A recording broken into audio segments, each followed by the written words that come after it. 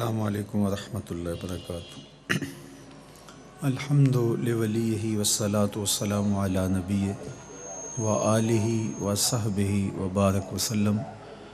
قال اللہ تعالی و تبارک فی القرآن المجید والفرقان الحمید فی شان حبیبہ مخبرا و آمرا ان اللہ و ملائکتہ یصلون علی النبی یا ایہا الذین آمنوا صلوا علیہ وسلموا تسلیما۔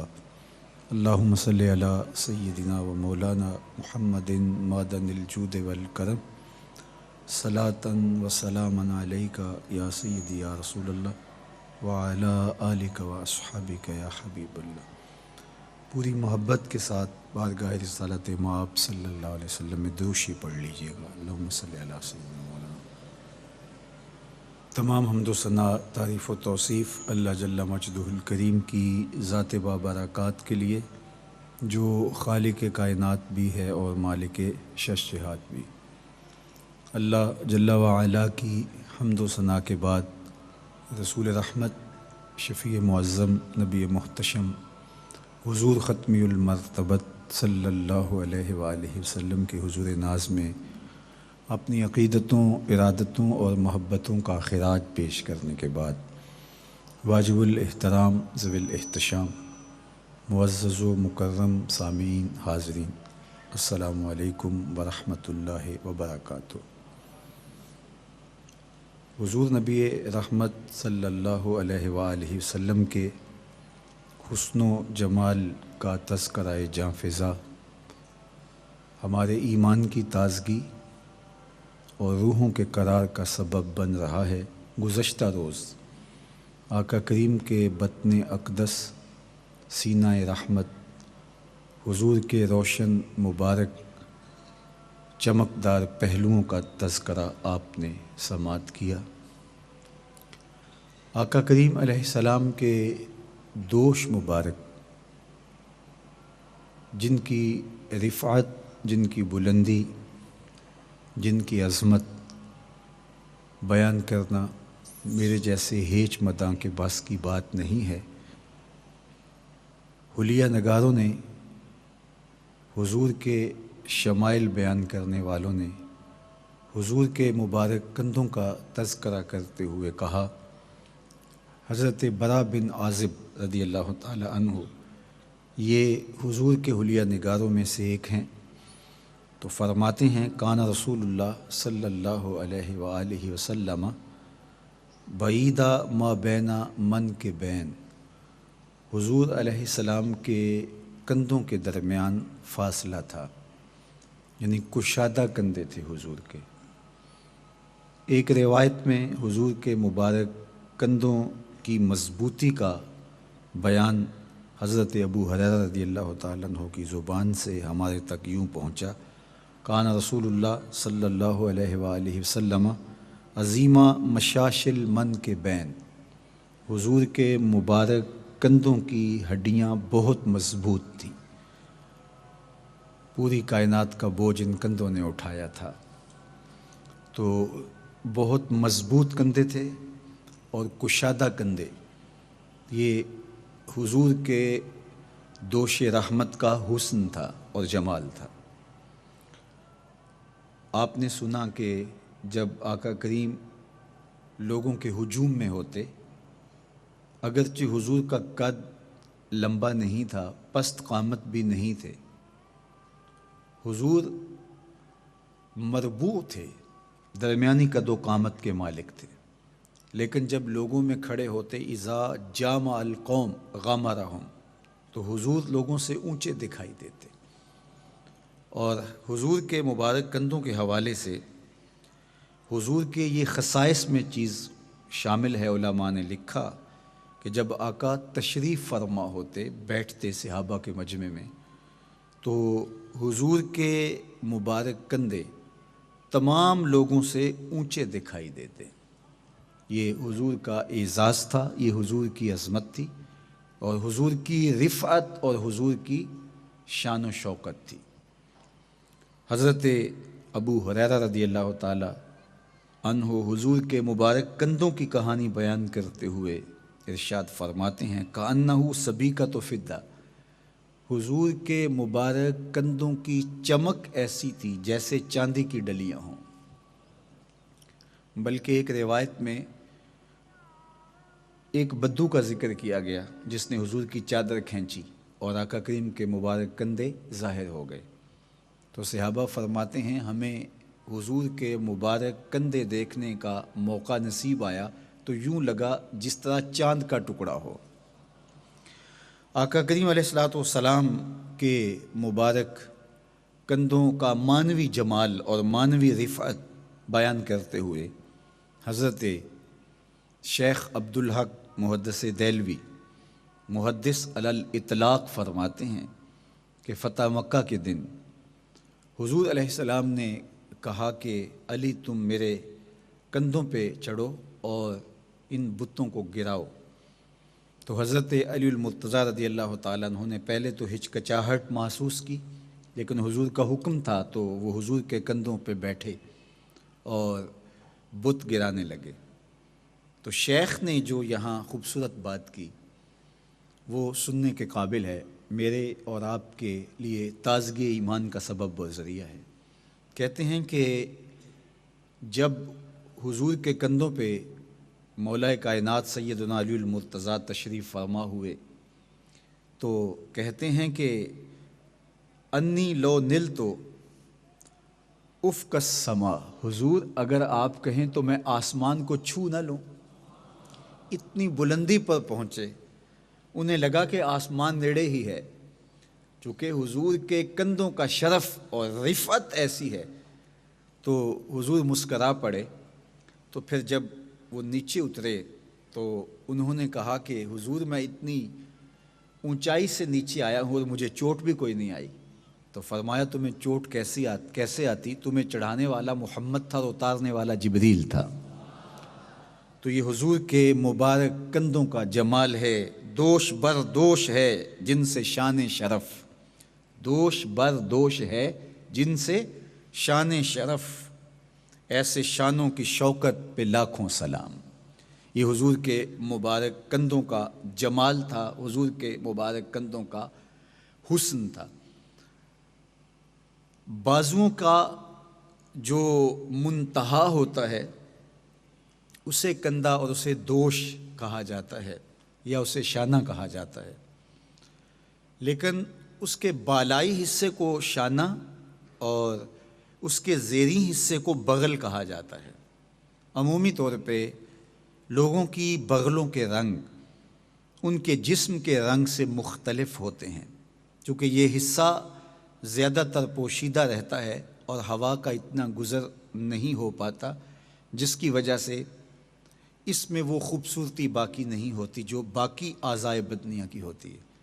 لیکن اللہ کے محبوب علیہ السلام کی بغلیں ایک تو بے بال تھیں اور دوسری چاندی کی طرح چمکتی تھی، جسم کے دوسرے حصے کی طرح وہ بھی روشن اور وہ بھی تاباں تھیں۔ حضور کی مبارک بغلوں کے بارے میں حضرت انس رضی اللہ تعالی عنہ روایت کرتے ہیں، رأیت رسول اللہ صلی اللہ علیہ وآلہ وسلم یرفع یدیہ فی الدعاء حتی یری بیاض ابطیہ، کہتے ہیں جو حضور دعا کرتے تو حضور کے دعا کے مختلف طریقے تھے، سینے کے برابر بھی ہاتھ رکھتے اور ہاتھ اور بھی بلند کرتے چلے جاتے۔ تو کبھی حضور ہاتھ بہت بلند کرتے تو فرماتے ہیں کہ حضور کی بغلوں کی سفیدی ہمیں دکھائی دیتی۔ اللہ اکبر۔ اور یہ بھی ارشاد کیا گیا کان نبی صلی اللہ علیہ وآلہ وسلم اذا سجد یرا بیاض ابطیہ، حضور جب سجدہ کرتے تو اس وقت بھی حضور کی مبارک بغلوں کی سفیدی دکھائی دیتی۔ سنن دارمی نے بنی حریش کے ایک ثقہ سے روایت کی ہے کہ جب حضرت ماعز بن مالک اسلمی رضی اللہ تعالیٰ عنہ کو سنگسار کیا گیا، وہ واقعہ آپ نے علماء سے بارہا سنا ہے کہ انہوں نے حضور کی خدمت میں حاضر ہو کے اپنے جرم کا اقرار کیا تھا اور کہا تھا کہ حضور میرے اوپر حد شرعی کا نفاذ کر دیا جائے تاکہ میری آخرت صاف ہو جائے اور دنیا سے ہی میں سرخرو ہو کے جاؤں۔ تو آقا کریم نے اعراض کیا اور اس کو کہا جا اللہ سے توبہ کر، وہ گئے، توبہ کی، پھر واپس پلٹ آئے، پھر حضور نے کہا جاؤ اللہ سے توبہ کرو وہ معاف کر دے گا، وہ پھر گئے، پھر پلٹے، جب بار بار آئے تو حضور نے اسے پوچھا کہ تو بار بار آتا ہے، کس جرم سے تمہیں پاک کروں؟ انہوں نے کہا تھا طہرنی یا رسول اللہ، قال من الزنا، عرض کی حضور میں بدکاری کر بیٹھا ہوں، شادی شدہ تھے۔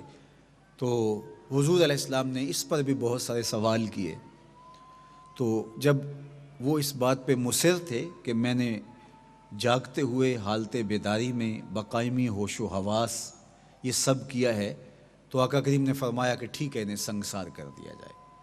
تو جب انہیں سنگسار کرنے لے جا رہے تھے تو پتھر برسنے لگے، تو یہ ایک بڑا ہولناک منظر تھا۔ تو بنی حریش کے ایک شخص کہتے ہیں کہ یہ منظر جب میری آنکھوں کے سامنے آیا تو پھر مجھ سے گوارا نہ ہو سکا اور میں کھڑا نہیں رہ پا رہا تھا۔ ظاہر ہے ان پر پتھر برسائے جا رہے تھے، انہیں سنگسار کیا جا رہا تھا، تو یہ عالم بڑا دردناک تھا اور یہ حالت بڑی کربناک تھی۔ تو میں اپنا توازن برقرار نہیں رکھ پا رہا تھا، میں گرنے ہی لگا تھا۔ فضمنی رسول اللہ صلی اللہ علیہ وآلہ وسلم، تو حضور نے آگے بڑھ کے مجھے تھام لیا، اپنی باہوں میں لے لیا۔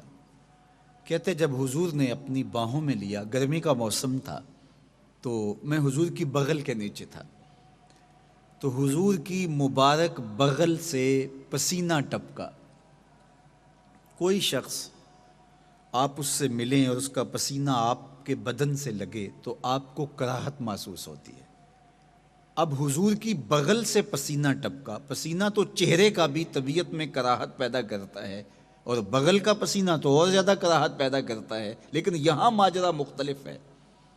وہ کہتے ہیں کہ میں حضور علیہ السلام کی مبارک باہوں میں تھا، فسأل علی من عرق ابطیہ، تو حضور کی مبارک بغلوں سے پسینہ میرے اوپر گرا۔ پھر کیا ہوا؟ مثلا ریح المسک، اور وہ پسینہ ایسے تھا جس طرح کستوری ہوا کرتی ہے، اس کی خوشبو لیے ہوئے تھا۔ تو حضور کا مبارک پسینہ خوشبودار ہے، لوگوں کا پسینہ بدبودار ہوتا ہے، تعفن پھیلتا ہے، لیکن آقا کریم علیہ السلام کا پسینہ بھی خوشبودار تھا۔ اللہ اکبر۔ تو حضور علیہ السلام کی مبارک بغلیں بے بال تھیں، حضور کی بغلیں جسم کے دوسرے رنگ کی طرح سفید تھیں، اور حضور کی بغلوں میں جو پسینہ آتا وہ مشک و عنبر جیسا خوشبودار تھا، بلکہ مشک و عنبر اس پسینے سے خیرات لیتے۔ آقا کریم علیہ السلام کے قلب اطہر کی کہانی آپ نے سماعت کی۔ حضور کے محاذ قلب پہ مہر نبوت تھی۔ انسان کے بائیں پہلو میں گوشت کا ایک ٹکڑا ہے جسے دل کہا جاتا ہے، اور بالکل اس کے مقابل پشت پر مہر نبوت تھی۔ حضرت وہب بن منبہ رضی اللہ تعالیٰ عنہ فرماتے ہیں کہ اللہ کے جتنے بھی نبی آئے ہیں، اللہ نے ان کو نبوت کی ایک علامت عطا کی جو ان کے دائیں ہاتھ پر ہوا کرتی تھی۔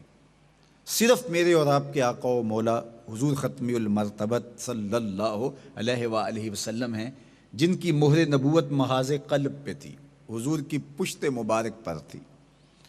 علامہ نبہانی علیہ رحمہ نے اس پر بڑی گفتگو کی ہے اپنی معروف تصنیف حضور علیہ السلام کے فضائل پر جواہر البحار فی فضائل النبی المختار میں۔ یہ حضور کی شان میں انہوں نے کتاب لکھی، اور یہاں یہ بات دلچسپی سے خالی نہیں کہ حضرت امام نبہانی جب حضور کی توصیف لکھنے بیٹھے تو آپ کی اہلیہ نے تہیہ کیا، ارادہ کیا کہ میرا شوہر حضور کی مدح لکھ رہا ہے، حضور کے فضائل مرتب کر رہا ہے، ان کو جمع کر رہا ہے، تو میرے شوہر کو گھر کے مسائل میں الجھنا نہیں چاہیے، تو اگر کوئی گھر میں مسائل ہیں، فاقے ہیں، مشکل ہے تو میں خود نپٹ لوں گی، تاکہ میرا شوہر یکسو ہو کے حضور کی تعریف، حضور کی مدح کرے۔ اللہ اکبر۔ تو انہوں نے اس پورے عرصے میں اپنے شوہر کو کوئی پریشانی، کوئی ٹینشن نہیں دی اور مکمل خیال رکھا اپنے شوہر کے آرام کا، ان کے اوقات کا۔ تو امام نبہانی نے یہ کتاب لکھی اس صلے میں کہ ان کی زوجہ محترمہ نے حضور کی مدح و ستائش لکھنے کے دوران اپنے شوہر کو کسی قسم کی تکلیف نہیں دی۔ اس کے صلے میں امام نبہانی کی اہلیہ کو 3 مرتبہ حضور کا دیدار نصیب ہوا۔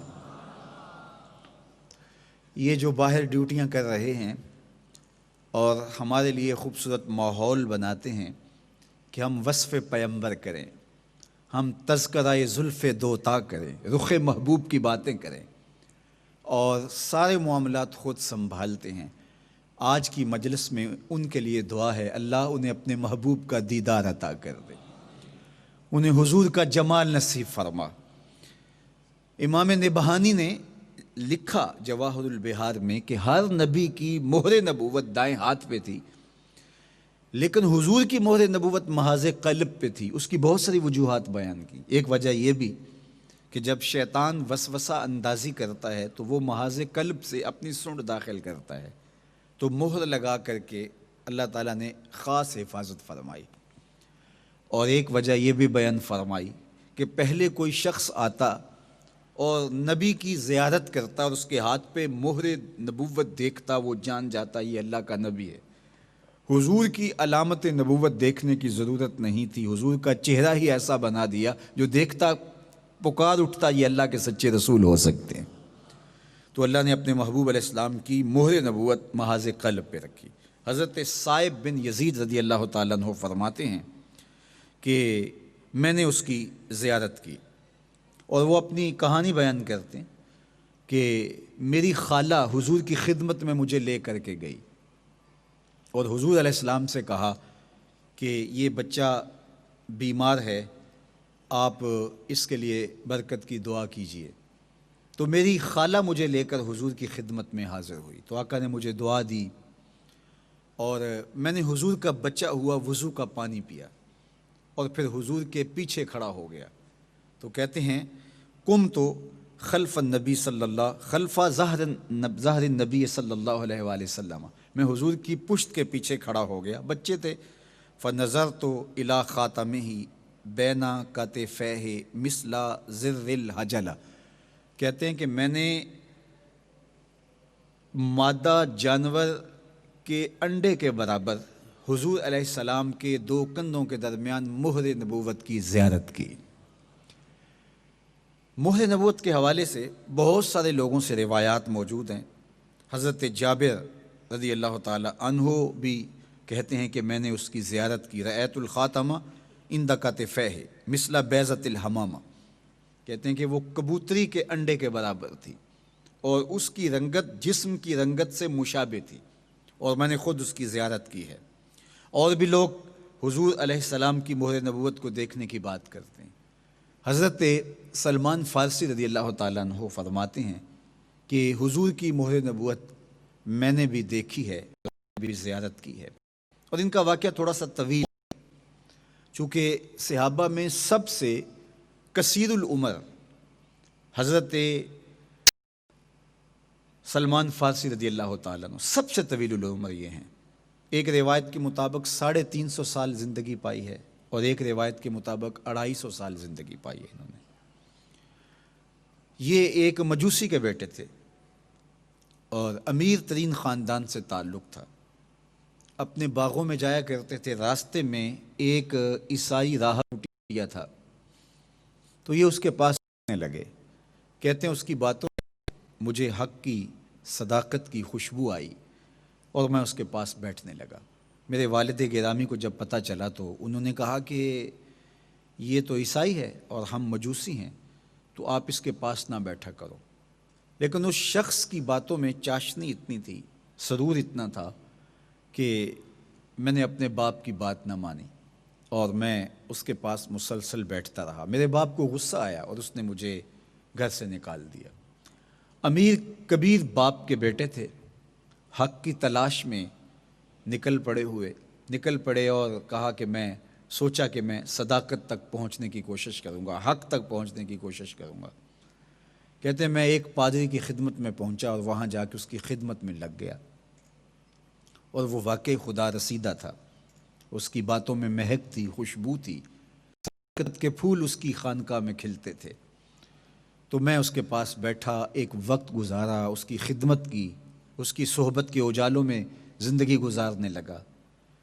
ایک دن اس نے مجھے تنہائی میں بلایا اور کہا کہ تو نے بڑی خدمت کی ہے میری، اور اب میرا وقت آخر آ گیا ہے، میں اس دنیا سے کوچ کرنے جا رہا ہوں، لیکن تو نے جو خدمت کی ہے بطور صلہ میں تجھے ایک ایسے شخص کا پتہ بتاؤں گا جو خدا رسیدہ ہے، اور میرے بعد، میری تدفین کے بعد تو اس کی خدمت میں چلے جانا، تجھے خیر مل جائے گی۔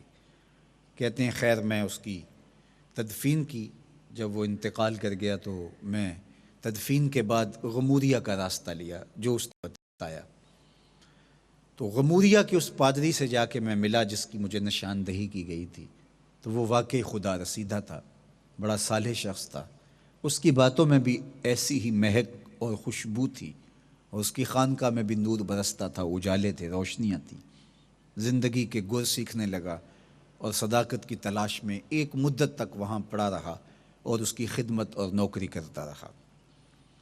کہتے ہیں ایک دن اس نے بھی مجھے تنہائی میں بلایا اور کہا کہ تو نے بہت خدمت کی اور ایک طویل عرصہ سے میری خدمت میں ہے، اب میں بھی جا رہا ہوں، لیکن کوئی ایسا شخص نہیں ہے جس کے پاس میں تجھے بھیجوں، لیکن یہ تمہیں پتے کی بات بتاؤں کہ نبی آخر الزماں کے ظہور کا وقت آ گیا ہے، اور وہ مکے سے ہجرت کر کے یثرب آئیں گے۔ مدینۃ المنورہ کا پہلا نام یثرب ہے۔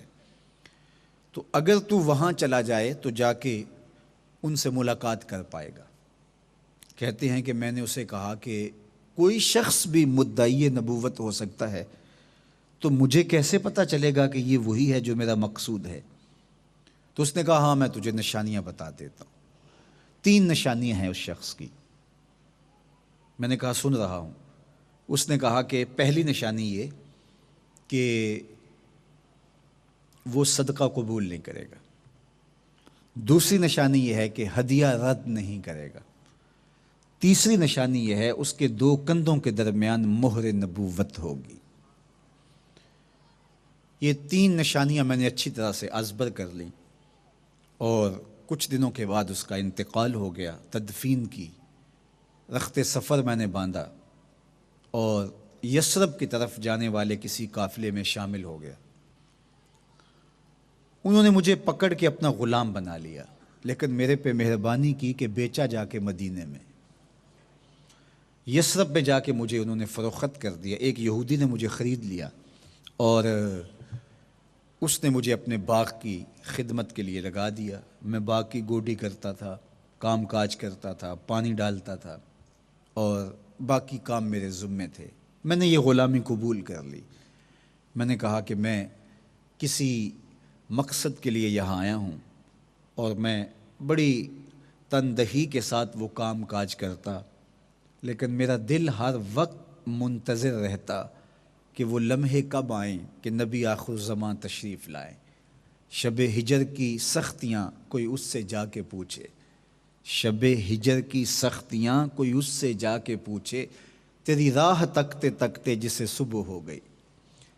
کہا کہ میں روز انتظار کروں اور لیل و نہار اسی ادھیڑ بن میں گزرے، وہ ساعت ہمایوں آ جائے، وہ بیدار لمحے آ جائے، وہ خوبصورت گھڑیاں کب طلوع ہوں، اور وہ دن کب چڑھے جب آمنہ کا چاند چڑھے گا، جب نبی آخر الزمان کی زیارت ہوگی۔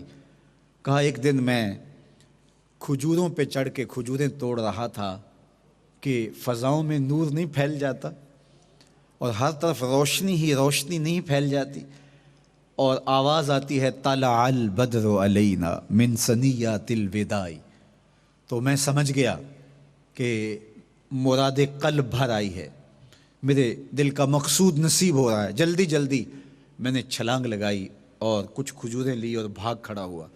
میرے آقا نے سمجھا کہ یہ غلام بھاگ گیا ہے، چونکہ آج تک ایسا کبھی ہوا نہیں تھا۔ میری بے چینی، میرا اضطراب، میرا پیچ و تاب، میرا التہاب، میری تڑپ، بس میں کھجوریں لی اور دوڑ لگائی تو آقا سمجھا کہ شاید غلام بھاگ رہا، اس نے دوڑ کے مجھے پکڑ لیا۔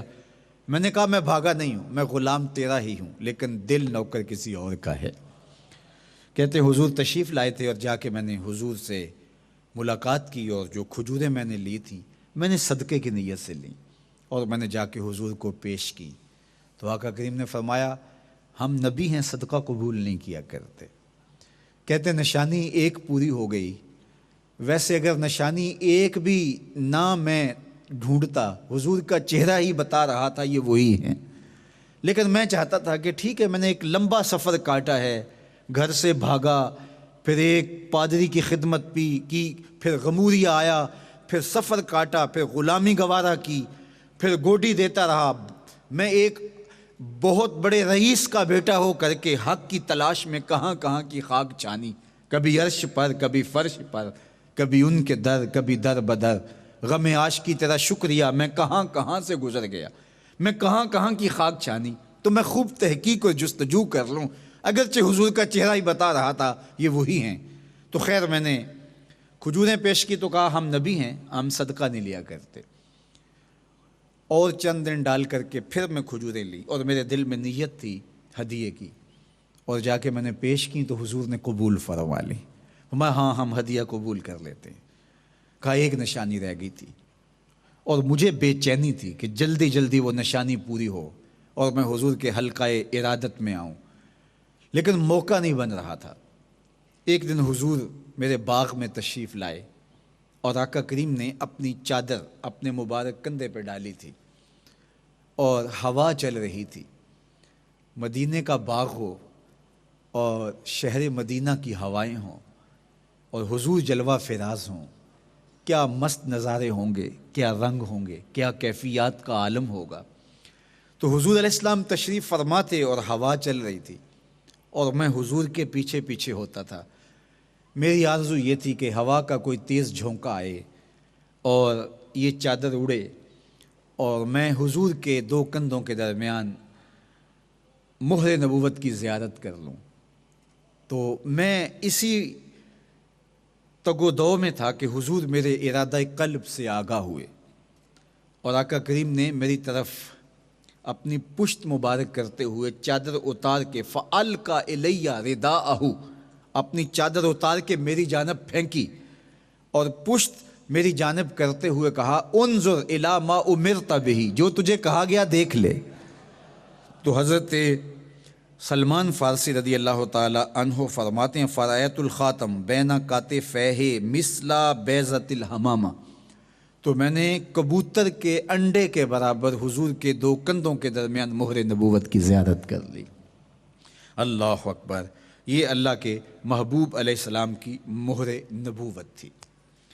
تو حضور علیہ السلام کو اللہ نے مہر نبوت سے سرفراز کیا، اور یہ بالوں کا ایک گچھا تھا۔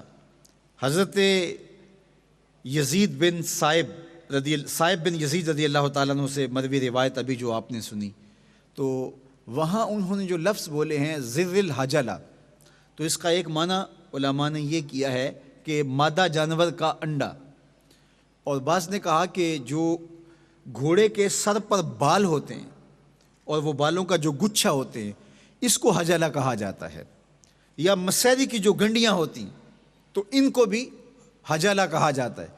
تو مسحری کی گنڈیوں کی طرح یا اس بالوں کے گچھے کی طرح حضور علیہ السلام کے مبارک کندھوں کے درمیان مہر نبوت تھی، اور یہ حضور کی علامت نبوت تھی، اور اللہ نے اپنے محبوب کو اس اعزاز سے نواز رکھا تھا، اس شان سے مالا مال کیا تھا۔ حضور علیہ السلام کے مبارک بازوؤں کے بارے میں حضرت ابو ہریرہ رضی اللہ تعالی عنہ فرماتے ہیں کان رسول اللہ صلی اللہ علیہ وآلہ وسلم عظیم الساعدین، حضور علیہ السلام کے مبارک بازو بہت ہی عظیم تھے، اور ہند بن ابی حالہ رضی اللہ تعالی عنہ فرماتی ہیں اشعر الذرائین، حضور کے مبارک ہاتھ، حضور کی کلائیاں، ان کے اوپر جو ہے وہ ہلکے ہلکے بال تھے۔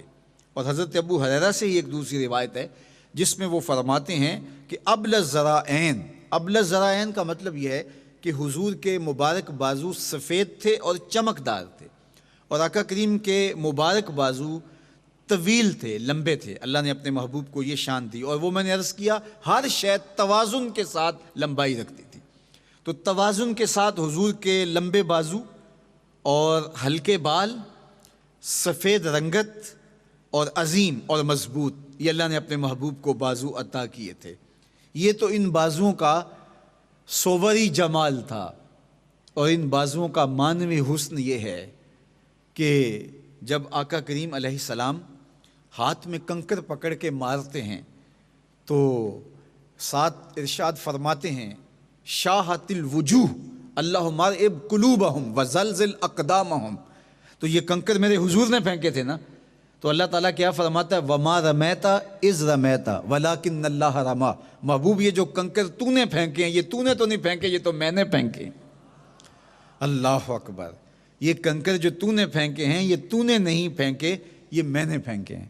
تو ما رمیت کے بازو، یہ اللہ نے اپنے محبوب کو طاقت اور محبوب کو توانائی عطا فرمائی، اور ان بازوؤں کو اللہ تعالیٰ جل شانہ نے اس شان سے نوازا کہ فرمایا کہ ولیکن اللہ رما، محبوب یہ کنکر تیرے رب نے پھینکے ہیں۔ اللہ اکبر۔ تو یہ حضور کے بازوؤں کا جمال تھا، حضور کے بازوؤں کا حسن تھا۔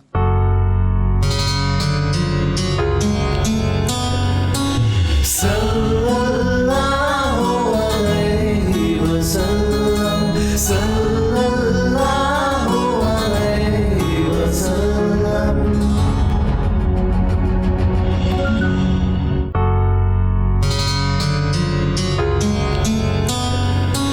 صلی اللہ علیہ وسلم، صلی اللہ علیہ وسلم۔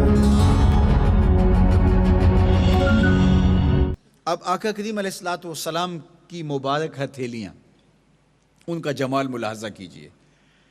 حضور کے مبارک ہاتھ بھی خوبصورت تھے، اور ہاتھوں کی ہتھیلیاں بھی خوبصورت تھیں، اور ہاتھوں کی پشتیں بھی خوبصورت تھیں، اور ہاتھوں کی انگلیاں بھی خوبصورت تھیں۔ اب حضور علیہ الصلوۃ والسلام کی ابھی ہتھیلی کا حسن آپ کے سامنے عرض کیے دیتا ہوں، جو حضور کے حلیہ نگاروں نے بیان کیا ہے۔ حضور کی ہتھیلی کا حسن بیان کرتی ہیں حضرت عائشہ رضی اللہ تعالیٰ عنہ، سلام اللہ علیہا حمیرہ۔ اللہ اکبر۔ حضور کا حسن تو پھر حضرت عائشہ پہ بیان کرنا ختم تھا نا، چونکہ انہوں نے جتنے قرب میں حضور کو دیکھا، اور جس ذوق سے دیکھا، اور جس طرح وہ شعر اور بیان میں کمال رکھتی تھی، بیان کرنے کا جو سلیقہ انہیں آتا۔ ایک دن حضور نے کالے رنگ کی چادر کی بکل کی، اور ذوق عائشہ سے حضور واقف تھے، تو آقا کریم نے فرمایا کیفا ترینی یا عائشہ، عائشہ بتاؤ کیسا لگ رہا ہوں۔ آج حسن خود ناز میں آ گیا ہے، کیفا ترینی یا عائشہ، عائشہ بتاؤ کیسا لگ رہا ہوں۔ تو پھر جناب سید عائشہ سلام اللہ علیہا نے جو جواب دیا، آپ بھی اشش کر اٹھیں گے۔ ام المومنین کہنے لگی کہ حضور چادر کی سیاہی نے چہرے کی سفیدی کو نکھار دیا ہے، اور چہرے کی سفیدی نے چادر کی سیاہی کو نکھار دیا ہے۔ اللہ اکبر۔ یہ حضور کا حسن بیان کرتی ہیں، حضور کی وصاف ہیں۔ اب ام المومنین سیدہ عائشہ رضی اللہ تعالی عنہا حضور کی ہتھیلیوں کا جمال بیان کرتے ہوئے فرماتی ہیں کانت کف رسول اللہ صلی اللہ علیہ وآلہ وسلم الینا من الحریر۔ فرماتی ہیں کہ حضور کی مبارک ہتھیلیاں ریشم سے زیادہ نرم تھیں، ریشم سے زیادہ گداز تھیں۔ اور حضرت انس رضی اللہ تعالیٰ عنہ فرماتے ہیں کہ مجھے بھی موقع ملا کہ میں حضور سے مصافحہ کرتا تھا، چونکہ انہوں نے 10 سال حضور کی خدمت میں گزارے۔ 10 سال۔ آپ اگر پوچھیں کہ خادم رسول کا نام کیا ہے صلی اللہ علیہ وآلہ وسلم، تو جواب میں حضرت انس کا نام آئے گا۔ خادم رسول تو میں بھی ہوں، خادم رسول تو آپ بھی ہیں۔ کائنات کا ہر غلام حضور کا، ہر نوکر حضور کا خادم ہے، تمام صحابہ حضور کے خادم ہیں، لیکن خاص ٹائٹل یہ حضرت انس کے نام تھا۔ 7 یا 8 سال کی ان کی عمر تھی، حضور مکے سے ہجرت فرما کے مدینہ تشریف لائے، تو ان کی والدہ کا نام تھا ام سلیم رضی اللہ تعالی عنہ۔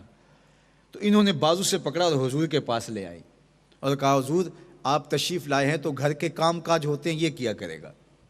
تو 10 سال انہوں نے حضور کی نوکری کی، کہتے ہیں جس دن حضور تشریف لائے مدینے میں اس دن سے روشن دن میں نے نہیں دیکھا، اور جس دن حضور وصال کیا اس دن سے تاریک دن میں نے نہیں دیکھا۔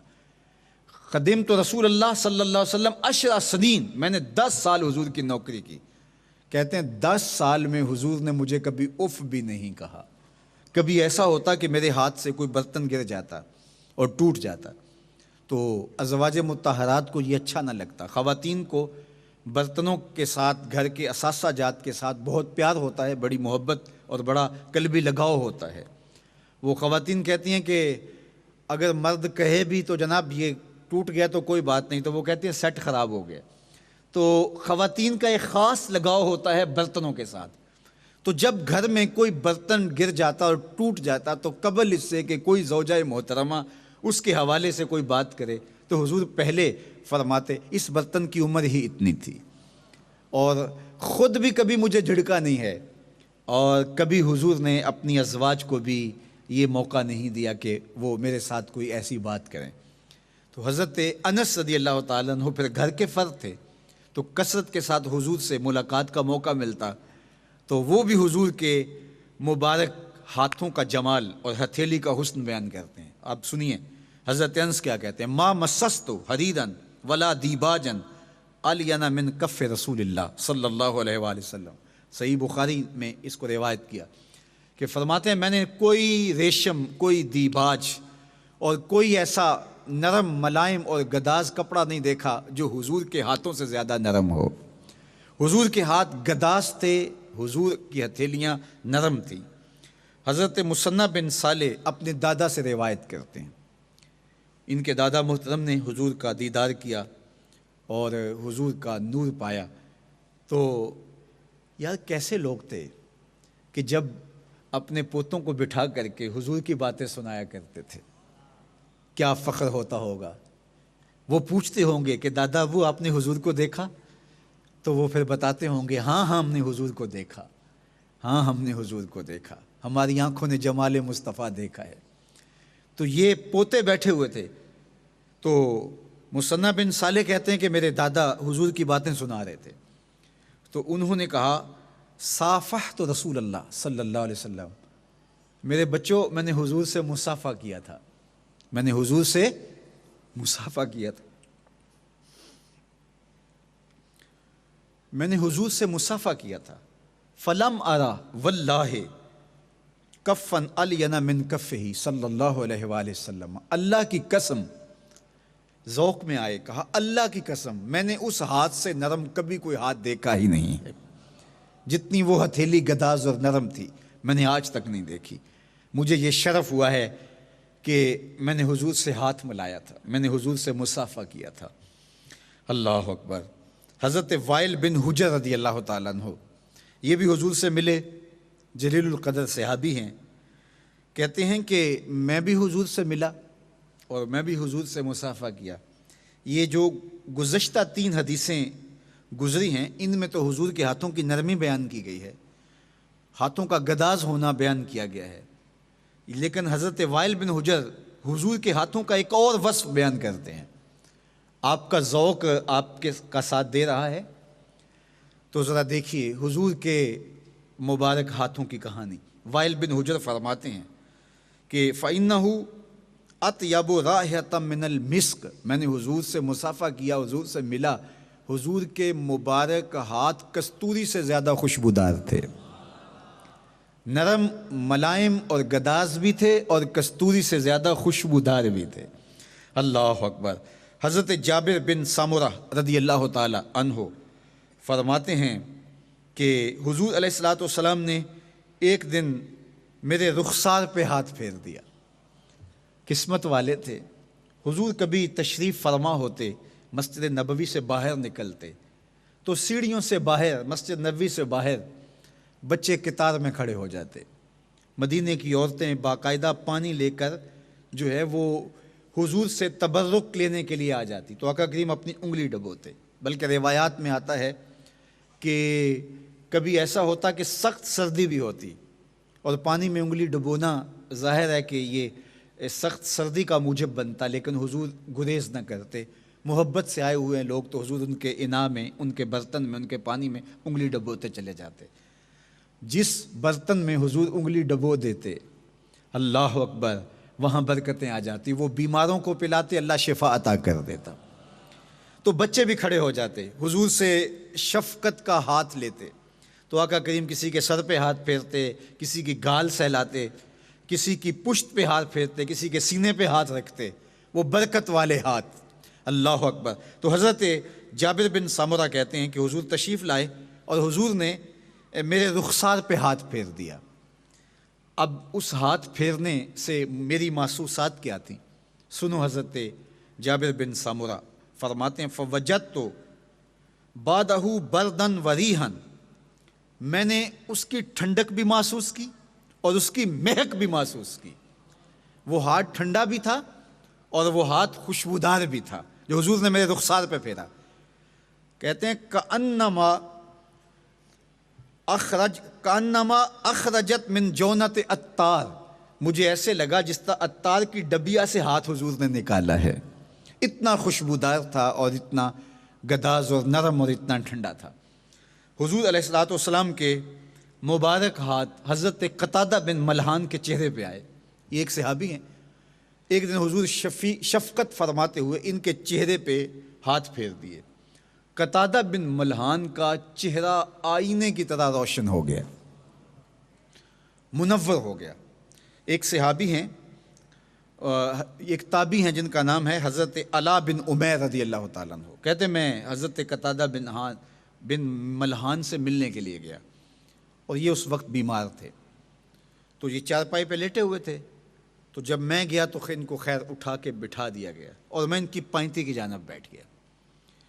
تو گھر کے صحن میں چارپائی بچھی تھی، تو پیچھے تکیہ دے کر کے ان کو بٹھا دیا گیا اور میں پائنتی کی جانب بیٹھا اور میں حضرت قتادہ بن ملحان کے چہرے کو دیکھ رہا ہوں، اتنا روشن چہرہ، اتنا روشن چہرہ کہ آئینے کی طرح شفاف۔ کہتے ہیں کہ میں ان کے چہرے کو دیکھے جا رہا تھا اور میرا رخ قتادہ بن ملحان کی طرف تھا، تو ویڑے کے اندر سے پیچھے سے کوئی شخص گزرا، کسی کام کاج سے کوئی شخص گزرا، فَأَبْصَرْتُهُ فِي وَجْهِ قتادہ، میں نے گزرنے والے کے عکس کو حضرت قتادہ کے چہرے میں دیکھا، اتنا چہرہ روشن ہو گیا تھا کہ وہ شخص میری پشت سے گزرا اور چونکہ حضرت قتادہ کا رخ ادھر تھا، اس گزرنے والے کا عکس میں نے حضرت قتادہ کے چہرے سے دیکھا۔ حضرت اسید رضی اللہ تعالیٰ عنہ، ان کے چہرے پہ بھی حضور نے ہاتھ پھیر دیا تھا شفقت سے، اور حضور نے چہرے پہ ہاتھ پھیرا اور سینے تک ہاتھ پھیرا اور ان کا چہرہ بھی روشن ہو گیا۔ اور علماء نے لکھا ہے، بہت ساری کتب سیر میں یہ واقعہ موجود ہے کہ حضرت اسید رضی اللہ تعالیٰ عنہ اندھیرے کمرے میں جایا کرتے تھے تو وہاں روشنی ہو جایا کرتی تھی، ایسے ہوتے تھے جیسے چراغ جل رہا ہے، چونکہ اس چہرے نے روشنی پائی تھی حضور کے دستے نور سے، اور جہاں یہ ہاتھ آ گیا وہاں روشنی آ گئی۔ اسی لیے تو میرے امام جھولی پھیلا کے کھڑے ہو کے مدینے کی طرف منہ کر کے کہتے ہیں چمک تجھ سے پاتے ہیں سب پانے والے۔ قتادہ بن ملحان نے روشنی آپ کی دہلیز سے پائی، حضرت اسید نے روشنی آپ کی دہلیز سے پائی، اور باقی صحابہ نے روشنیاں آپ کی چوکھٹ سے پائیں۔ چمک تجھ سے پاتے ہیں سب پانے والے، میرا دل بھی چمکا دے چمکانے والے، اللہ اکبر۔ تو یہ حضور کا مبارک دست کرم تھا جس کے انوار پھیلتے چلے گئے۔ یہ حضور کی ہتھیلی تھی، جہاں مس ہوئی وہاں روشنی بھی آئی، وہاں خوشبو بھی آئی، وہاں ٹھنڈک بھی پہنچی، وہاں قرار بھی آیا اور وہاں برکت بھی آئی۔ حضور علیہ الصلوۃ والسلام کے مبارک ہاتھ، یہ تو ہاتھ کی ہتھیلی کی کہانی چھڑی۔ اب حضور کے مبارک ہاتھ کے بارے میں حضرت علی رضی اللہ تعالیٰ عنہ فرماتے ہیں کان رسول اللہ صلی اللہ علیہ وآلہ وسلم شسن الکفین، حضور کے مبارک ہاتھ جو ہیں وہ مضبوط تھے اور پرگوشت تھے، اور یہ ہاتھوں کا جمال ہوتا ہے۔ اور ایک روایت حضرت ابو ہریرہ رضی اللہ تعالیٰ عنہ سے ہے، اس میں حضور کے مبارک ہاتھوں کے لیے جو لفظ استعمال کیا یہ دخم الکفین کے ہیں، یعنی حضور کے ہاتھ مضبوط بھی تھے اور حضور کے ہاتھ پر گوشت بھی تھے، ہتھیلیاں نرم ملائم اور خوشبودار تھیں۔ حضرت انس رضی اللہ تعالیٰ عنہ بسط الکفین کے لفظ بولتے ہیں، حضور کے ہاتھ کشادہ تھے۔ یہ دونوں معنی میں ہیں، ایک صوری جمال کہ حضور کے ہاتھ کشادہ تھے، بڑے ہاتھ تھے موزونیت کے اعتبار سے، اور دوسرا حضور کشادہ دست تھے، حضور کے ہاتھ کھلے تھے، حضور کھلے ہاتھوں سے بانٹتے تھے غلاموں کو۔ تو حضور بسط الیدین، بسط الکفین، اور ہاتھوں کی مبارک انگلیوں کے بارے میں کہا گیا کہ کان رسول اللہ صلی اللہ علیہ وسلم سائل الاطراف، حضور کی انگلیاں لمبی تھیں، ان کا قد لمبا تھا، اور یہ انگلیوں کا حسن اور انگلیوں کا جمال ہوتا ہے۔ انگلیاں ٹھگنی ہوں، چھوٹی ہوں یا موٹی ہوں تو یہ اچھی نہیں لگتی، انگلیوں کا لمبا ہونا، خوبصورت ہونا، یہ انگلیوں کا جمال ہے۔ اور یہ بھی بیان کیا کانا اصابعہ قدبان الفدہ، جس طرح چاندی کی ڈلیاں ہوتی ہیں اس طرح حضور کی مبارک انگلیاں چاندی کے سانچوں میں ڈلی ہوئی دکھائی دیتی تھی، یعنی چمکدار، روشن اور خوبصورت۔ اللہ اکبر۔ آقا کریم علیہ الصلوۃ والسلام کے مبارک ہاتھوں کی اگر کہانی بیان کی جائے تو جہاں اس کا صوری جمال اور خوبصورتی ہمارے دل کو قرار اور تسکین دیتی ہے، اس کا معنوی جمال اور معنوی حسن بھی اور معنوی قوت اور توانائی بھی دیکھنے والی ہے۔ انگلیوں سے لے کر کے حضور کے دست قدم تک آپ کو کشادگی ہی کشادگی نظر آتی ہے۔ آقا کریم علیہ الصلوۃ والسلام کے مبارک ہاتھوں کے بارے میں حضرت علی رضی اللہ تعالی عنہ فرماتے ہیں کہ کان رسول اللہ صلی اللہ علیہ وآلہ وسلم اجود الناس کفن، حضور ہاتھ کے اعتبار سے جتنے کشادہ دست تھے، زمانے میں اتنا کشادہ دست کوئی گزرا ہی نہیں ہے، ایسے حضور بانٹتے تھے، ایسے بانٹتے تھے۔ اور مبارک انگلیاں حضور کی تو وہ روایت آپ نے 1000 بار سنی ہوگی کہ حضرت سیدنا انس رضی اللہ تعالی عنہ بیان کرتے ہیں، اور بھی اصحاب بیان کرتے ہیں کہ حدیبیہ کے دن جب پانی نہیں مل رہا تھا تو آقا کریم کی خدمت میں عرض کیا گیا، یا رسول اللہ صلی اللہ علیہ وسلم پانی دستیاب نہیں ہے، تو فرمایا جو کچھ ہے وہ لے آؤ۔ تو جب تھوڑا سا پانی ایک برتن میں جمع کر کے لایا گیا تو آقا کریم نے فوادہ النبی صلی اللہ علیہ وسلم فی الانا، حضور نے برتن کے اندر اپنا مبارک ہاتھ رکھ دیا، فجعل الماء یفور بین اصابعہ کامثال العیون، کہتے ہیں کہ حضور کے مبارک ہاتھوں سے یوں چشمے پھوٹنے لگے، یوں پانی پھوٹنے لگا جیسے چشمے پھوٹتے ہیں۔ لوگوں نے وضو بھی کیا اور لوگوں نے جو ہے وہ اس سے اپنی پیاس بھی بجھائی اور اپنی ضروریات کو بھی پورا کیا۔ پوچھا گیا کہ کتنے لوگ تھے؟ کہا کہ 1400 لوگ تھے، لیکن اگر لاکھ بھی ہوتے تو پھر بھی یہ پانی کافی ہوتا۔ یہ انگلیاں ہیں، اور میرے امام بولے انگلیاں ہیں فیض پر، ٹوٹے ہیں پیاسے جھوم کر، انگلیاں ہیں فیض پر ٹوٹے ہیں پیاسے جھوم کر، ندیاں پنجاب رحمت کی ہیں جاری واہ واہ۔ یہ انگلی اگر اٹھے تو چاند کے 2 ٹکڑے کر دے، یہ انگلی اگر اٹھے تو چاند کے ٹکڑے کر کے رکھ دے۔ فاشار النبی صلی اللہ علیہ وآلہ وسلم بسبابتہ الی القمر فانشق القمر، آقا کریم سے جب کہا گیا تو حضور نے اپنی انگلی اٹھائی اور چاند کی طرف کی، وہ ٹکڑے ہو کر قدموں میں سلامی دینے آ گیا۔ تیری مرضی پا گیا سورج پھرا الٹے قدم، تیری مرضی پا گیا سورج پھرا الٹے قدم، تیری انگلی اٹھ گئی ماں کا کلیجہ چر گیا۔ تو وہ انگلیاں جب اٹھیں تو پھر سورج اور چاند بھی پلٹ پلٹ کے سلامیاں دینے آئیں۔ آقا کریم علیہ الصلوۃ والسلام کی مبارک انگلیاں، حضور کے مبارک ہاتھ، ان کا صوری جمال، اس کا معنوی جمال دیکھنے والے کو دکھائی دے یا نہ دے، لیکن اہل نظر نے دیکھا کہ جب یہ ہاتھ اٹھ جاتے ہیں تو سورج بھی پلٹ کے آتا ہے، جب یہ انگلیاں اٹھتی ہیں چاند کے ٹکڑے بھی ہوتے ہیں۔ اور ابو ہریرہ جب شکایت کرتے ہیں، حضور انی اسمع منک حدیثا کثیرا، میں آپ سے بہت ساری حدیثیں سنتا ہوں لیکن مجھے یاد نہیں رہتی ہیں، تو آقا کریم فرماتے ہیں ابسط رداک، اپنی چادر بچھاؤ۔ تو ابو ہریرہ چادر بچھا لیتے ہیں تو آقا کریم اپنے ہاتھ اٹھا کے ایسے فضا میں ہاتھوں میں کچھ بھرتے ہیں جو دیکھنے والوں کو دکھائی نہیں دیتا، اور ایسے چادر میں ڈال دیتے ہیں، اور پھر فرماتے ہیں اس کو سمیٹ لو، اور سمیٹ کے اپنے سینے سے جوڑ لو۔ حضرت ابو ہریرہ رضی اللہ تعالیٰ عنہ فرماتے ہیں کہ میں نے اس چادر کو سمیٹ کے سینے سے جوڑ لیا، اس کے بعد جو میں نے سنا پھر بھول نہیں پایا ہوں۔ تو ان ہاتھوں میں کیا تھا وہ ہاتھ جانے یا ہاتھوں والا جانے، یا جس نے دینا ہے دیا ہے وہ جانے، یا جس نے لیا ہے وہ جانے۔ ہمیں اتنا پتہ ہے کہ حضور نے کچھ ڈالا۔ ایک دن حضور علیہ الصلوۃ والسلام نے فرمایا کہ میری امت کے کچھ لوگ بغیر حساب سے جنت میں جائیں گے۔ تو حضرت ابو بکر رضی اللہ تعالیٰ عنہ نے کہا یا رسول اللہ کچھ زیادہ کر دیں، کچھ زیادہ کر دیں۔ تو حضور علیہ السلام نے ایسے ہاتھ بھرے اور کہا لو اور زیادہ ہوئے۔ تو عرض کی کہ حضور کچھ اور زیادہ کر دیں۔ تو حضور نے پھر ہاتھ بھرے اور کہا لو اور زیادہ ہوئے۔ تو حضرت ابو بکر بولے حضور کچھ اور زیادہ کریں۔ ابو بکر تیری شفقت پہ قربان، امت کے لیے تیری محبت پہ قربان۔ تو حضرت عمر نے کہا کہ ابو بکر بس بھی کرو، کسی کو عمل بھی کر لینے دو، بس بھی کرو۔ تو حضرت ابو بکر نے کہا عمر تیرا کیا بگڑتا ہے، تیرا کیا بگڑتا ہے اگر یوں ہی لوگوں کا کام بنتا چلا جائے۔ اللہ اکبر۔ تو حضرت عمر نے کہا کہ حضور نے جب ایسے کیا ہے سارے نہیں آگے ہوں گے۔ وہ کتنے کشادہ ہاتھ تھے، وہ کتنے کشادہ ہاتھ تھے۔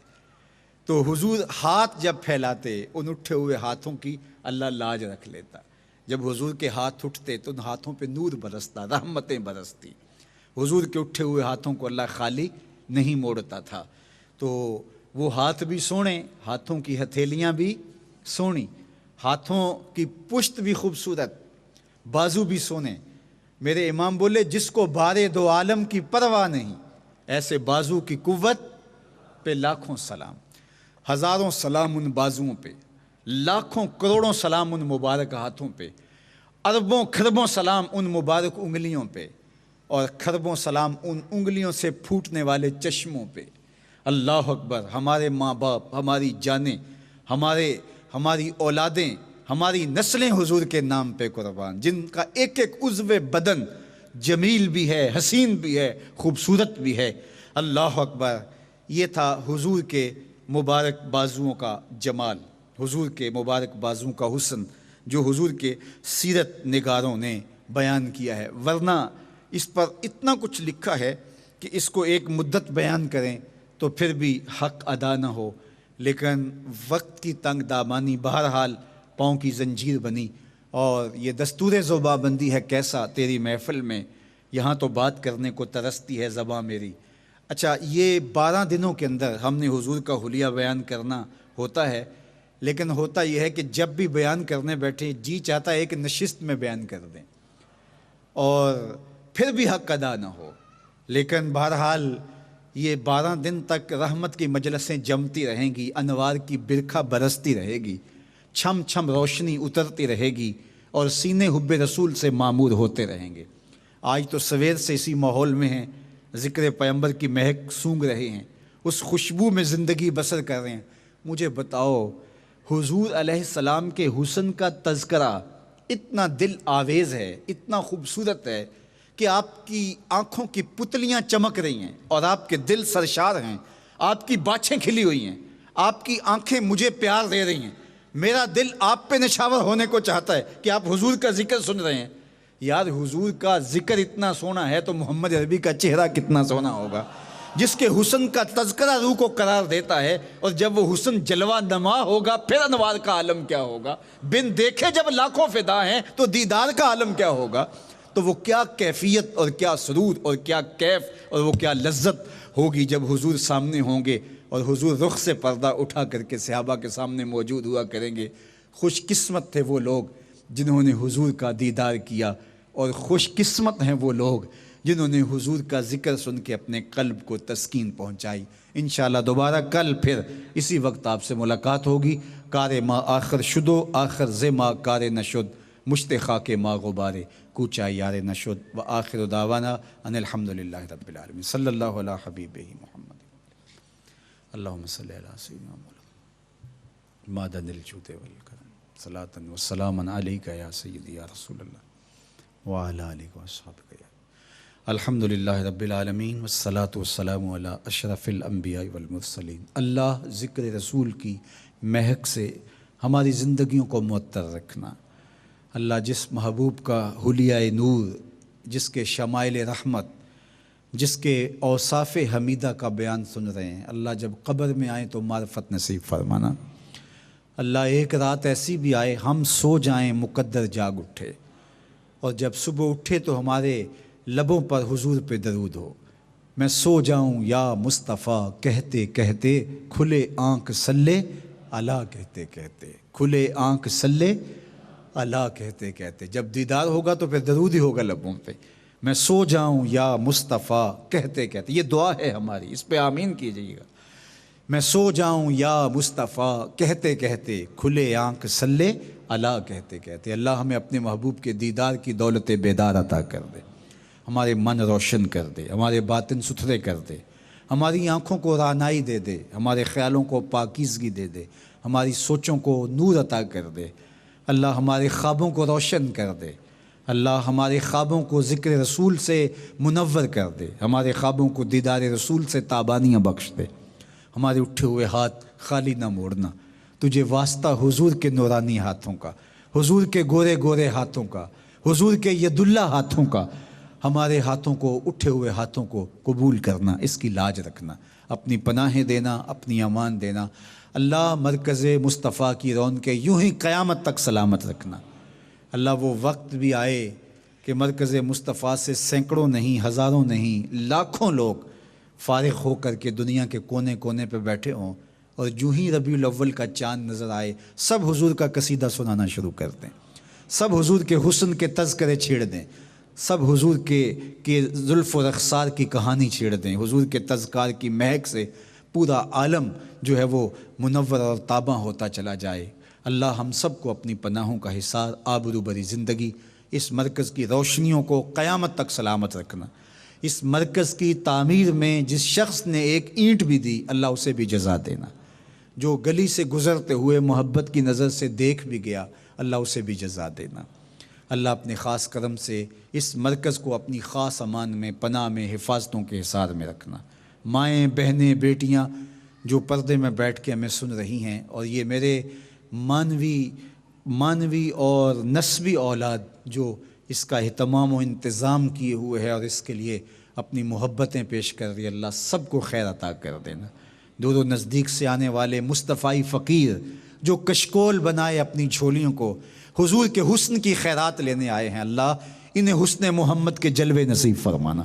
ان میں سے کوئی ایک بھی محروم نہ لوٹے، سب کی جھولیاں دیدار رسول سے بھر دینا، سب کے من حضور کے دیدار سے روشن کر دینا، سب کی خوابوں میں چراغاں کر دینا، سب کی خوابوں میں روشنیاں پیدا کر دینا، سب کو دیدار محمد کے جلوے عطا کر دینا۔ وصلی اللہ تعالی علی النبی الامین وآلہ وصحبہ اجمعین برحمتک یا ارحم الراحمین۔ والسلام علیکم ورحمۃ اللہ وبرکاتہ۔